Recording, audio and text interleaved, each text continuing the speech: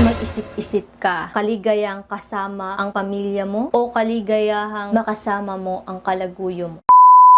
Para sa mga OFW na nangangaliwa, napakalaking pagkakamali at napakabalutot na katwiran nyo na kesyo malungkot magtrabaho overseas at malayo sa pamilya, kaya nyo nagawang ipagpalit sa iba ang asawa nyo. Dahil ba malungkot ka, magiging selfish ka na? Makasarili? Yun bang pansariling kaligayahan lang iniisip? I mean, ikaw lang ba ang nalulungkot o nahihirapan? Malamang yung pamilya mo na naiwan mo dito sa Pilipinas, nahihirapan din. Alam mo, hindi pagiging malungkot ang ugat ng lahat ng yan. Ang totoo natutuwa ka sa bago mong tinatamasang kalayaan. Na tipong na-discover mo na magagawa mo na ang lahat-lahat ng gusto mo sa kadahilan ng hindi ka mahuhuli. Walang makakaalam ng mga pinaggagawa nyong kalandian. Kaya malaya kayong maglandian. Nandun kasi yung thrill at excitement of doing something na hindi kayo mahuhuli, right? Kaya wala kang pakialam kung ano ang magiging consequences dahil meron ka ng bagong binubuong buhay na malayo sa taong iniwan mo. At yun ay ang asawa at mga anak mo. Hindi yan sa kalungkutan. Dahil kung alam mo ang limitasyon, dahil may pamilya at mga anak ka na at hindi ka na pwedeng lumandi sa iba, hindi yan mangyayari. Diba? Kasi nag-abroad ka at tumayo